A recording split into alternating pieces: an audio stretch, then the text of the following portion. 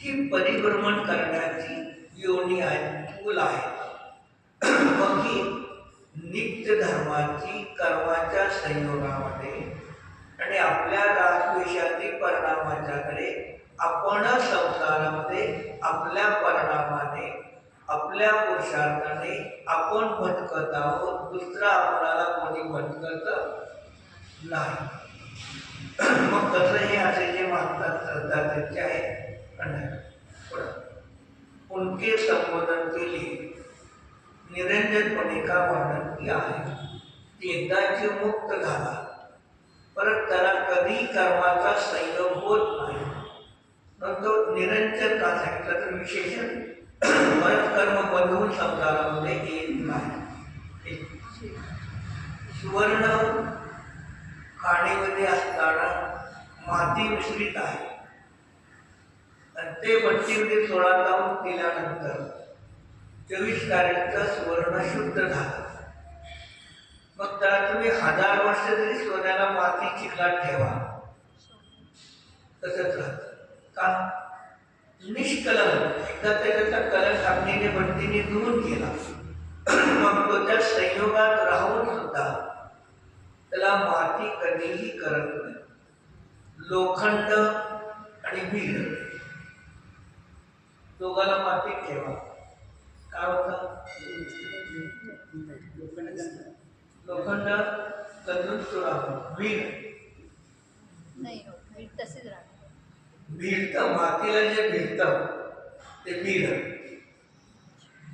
लोखंड चुरा होऊन जातं. बीड राहतं काळं मी परत लोखंडासारखं बारीक चुरा होणार. मग तसं हे सुवर्ण सिद्ध भगवान सिद्ध झाले.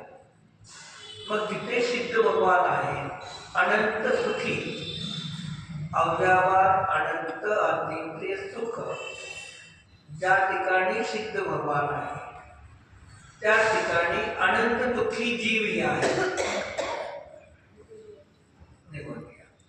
मग सिद्ध भगवान ज्या क्षेत्रामध्ये आहे त्या ठिकाणी कारवाण वर्गण आहेत का नाही? आहे.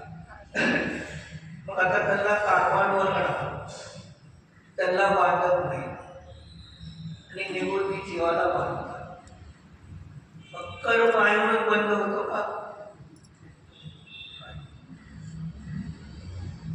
कर्म असणारे जर बंधन तर तिथे सिद्ध भगवान आहे.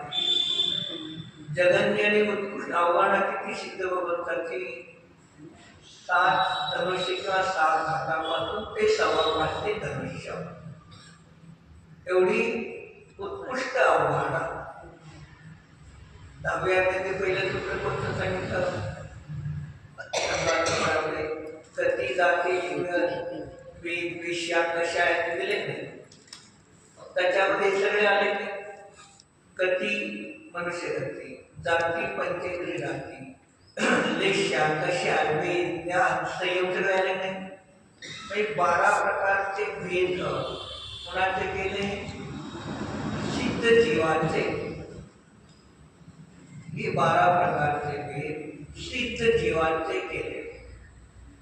मग आता वर्तमानमध्ये जे सिद्ध आहे त्यांचे भेद केले का नाही?